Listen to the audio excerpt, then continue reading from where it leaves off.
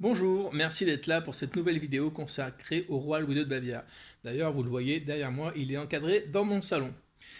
Donc, pour cette nouvelle vidéo, on va parler de la vie après Richard Horning, puisqu'il se sépare de Richard Horning.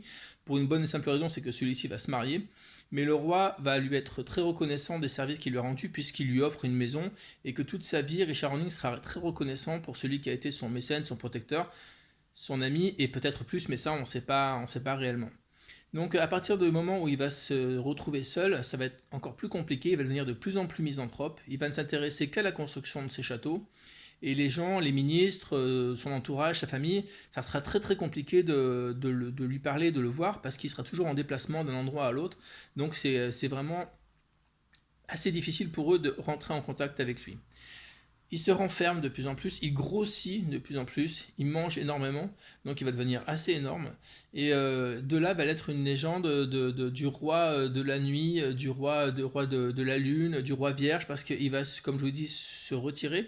Il va faire des grandes promenades. Il s'est fait construire un traîneau, un magnifique traîneau, avec des angelots, avec des dorures partout. Il y a des laquais derrière en perruque poudrée qui s'occupent traîneau. Il y a des grelots. Enfin, c'est une vision absolument extraordinaire. Et il faut imaginer la tête que font les Bavarois quand, en début de soirée et la nuit, ils voient passer ce traîneau avec leur roi dedans et tout, ils hallucinent. C'est vraiment une image de conte de fées. Et donc, ça va quand même faire durer la légende de ce roi qui ne fréquente personne et qui est bien que tout seul en définitive. Et, il va s'occuper également de la construction d'un troisième château. Donc là, la famille et le gouvernement va commencer vraiment à s'inquiéter parce que il fait des dettes monumentales. Il pense même à un moment vendre la Bavière pour aller s'installer autre part. Il demande des crédits au prince d'Europe pour financer ses travaux.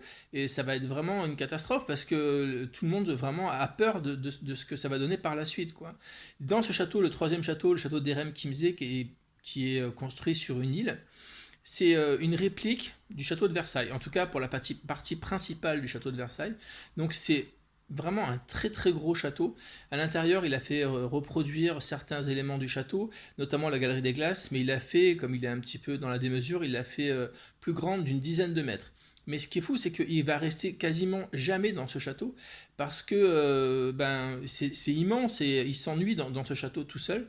Et puis à la différence de Versailles, qui était vraiment un château construit pour des courtisans, avec énormément de monde à l'intérieur, lui, il est tout seul.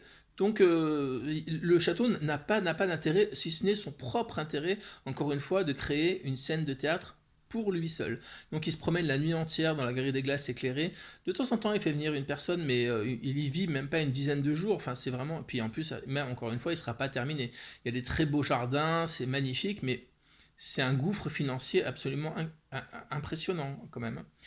Toujours dans le côté théâtral, il va s'éprendre d'un comédien qui s'appelle Joseph Kynes, qui est un très bon comédien.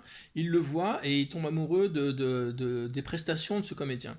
Donc il invite ce comédien à Linderhof, le château plus petit que je vous ai parlé, dont je vous ai parlé, le Trianon. Mais quand le comédien arrive là-bas, eh ben, il est très déçu parce que il le voit arriver en costume de ville, et il se dit mais c'est pas lui que j'ai invité, c'est un personnage que j'ai vu jouer dans les pièces de théâtre, c'est Guillaume Tell, c'est Didier dans Marion Delorme de Victor Hugo, enfin c'est pas du tout la même personne qui l'a invité. Et donc les valets lui disent écoutez, changez-vous parce que ça va pas le faire, quoi. Donc bon, il accepte de le faire et après il part en voyage avec le roi en Suisse sur les traces de Guillaume Tell.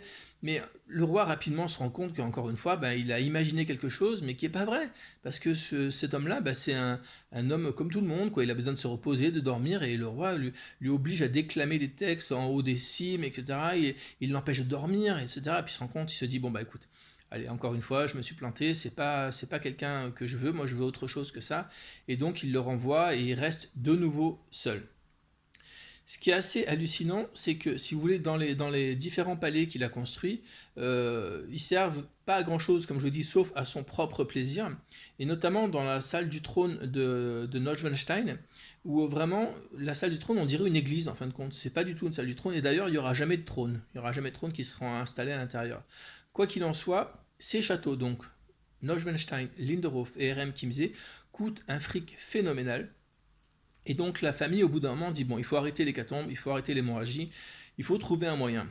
Et malheureusement, le seul moyen qu'ils vont trouver, c'est de le déclarer fou et incapable de régner. Et il se dit c'est pas possible, il faut vraiment arrêter. Donc il y a une commission qui est mise en place avec des docteurs, avec des aliénistes, notamment le docteur Von Guden, et ils vont accumuler un certain nombre de renseignements, de témoignages pour pouvoir déclarer le roi fou et incapable de régner. Voilà, donc ça sera la dernière partie dont je vous parlerai demain, et vous allez voir, c'est assez triste la manière dont ça s'est terminé. Merci beaucoup et à demain.